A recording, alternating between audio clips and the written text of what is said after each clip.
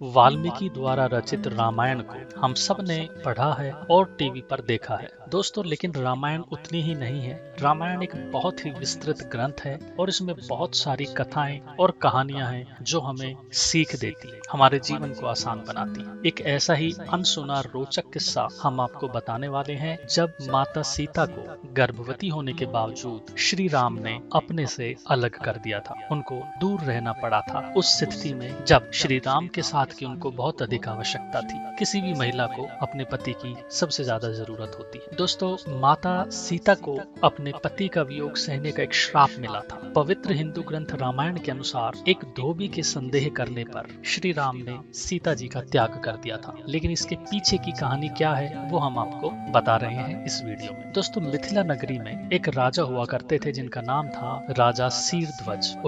उनके चर्चे हर जगह फैले हुए थे। बहुत अच्छे राजा थे, धर्म कर्म का कार्य करते थे। एक बार जब वो यज्ञ के लिए जमीन जोत रहे थे तो उस समय उनके हल की नोक कहीं पर अटकती है और उन्हें पता चलता है कि कुछ है जमीन के नीचे। जब वो देखते हैं तो एक छोटी कन्या निकलती है। उस सुंदर कन्या को देखकर राजा बहुत खुश होते हैं। उस कन्या को अपनी पुत्री बनाने का निर्णय करते हैं और उसका नाम रखा जाता है सीता। सीता बड़ी होती है एक राजकुमारी की तरह और राजा के महल में रहती है। एक दिन की बात है, जब सीता अपनी सहेलियों के साथ बगीचे में खेल रही होती तो वहीं बगीचे में एक पेड़ पर एक सुंदर सा तोते का जोड़ा बैठा रहता है जो देखने में बहुत सुंदर होता है। सीता का ध्यान उनकी तरफ जाता है। वो धीरे से उनके पास आती हैं तो देखती हैं कि वो सीता जी के भविष्य की चर्चा कर रहे होते हैं। अब ये देखकर माता सीता को बड़ा आश्चर्य होता है, ध्यान से उनकी बातें सुनने लगती हैं। दोस्तों, कहते हैं कि दोनों प्रभु श्री राम के बारे में बात कर रहे थे। ये सुनकर सीता जी की जिज्ञासा और भी बढ़ जाती है और उन्होंने उस तोते के जोड़े को पकड़वा लिया और उनसे पूछने लगी अपने भावी पति के बारे में,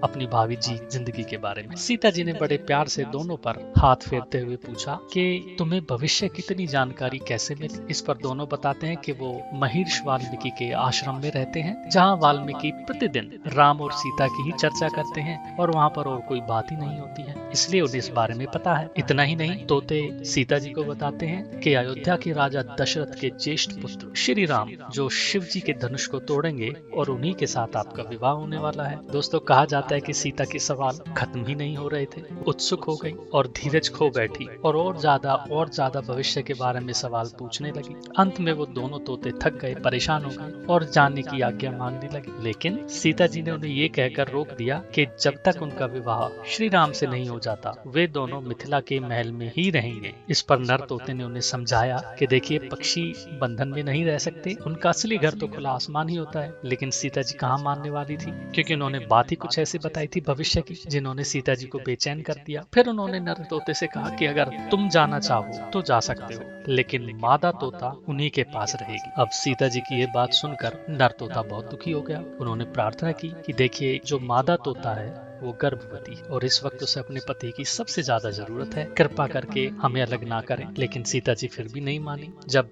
नर तोते ने देखा कि उन्हें अलग किया जा रहा है और उनकी बात नहीं सुन रही है तो उन्होंने त्रस्त होकर, दुखी होकर गुस्से में श्राप दिया कि जिस प्रकार उन्होंने गर्भावस्था में उनकी पत्नी को मुझसे अलग किया है, ठीक उसी प्रकार आपको भी गर्भावस्था में अपने पति से बिछड़ना पड़ेगा। नर तोता अपनी पत्नी से अलग होकर बहुत दुखी हुआ, बर्दाश्त नहीं कर पाया दुख और कुछ समय बाद उसकी मृत्यु हो गई। दोस्तों, वाल्मीकि की रामायण में ऐसा बताया जाता है कि अगले जन्म में वो तोता धोबी का जन्म लेता है, जिसने रावण के कैद से आजाद हुई सीता के चरित्र पर उंगली उठाई और बाद में श्री राम ने सदा के लिए माता सीता का त्याग कर दिया। उस वक्त सीता के गर्भ में भी लव और कुश पल रहे थे। तो दोस्तों, ये एक अनसुना रोचक प्रसंग हम रामायण का आपके लिए लेकर आए थे। इस कहानी से ये सिद्ध हो जाता है कि कर्म के फल से कोई भी नहीं बच सकता, चाहे वो समय श्री राम ही क्यों ना हो या माता सीता। हम सभी को अपने कर्मों का फल जरूर भोगना पड़ता है। तो ये कथा यहीं समाप्त होती है। धन्यवाद।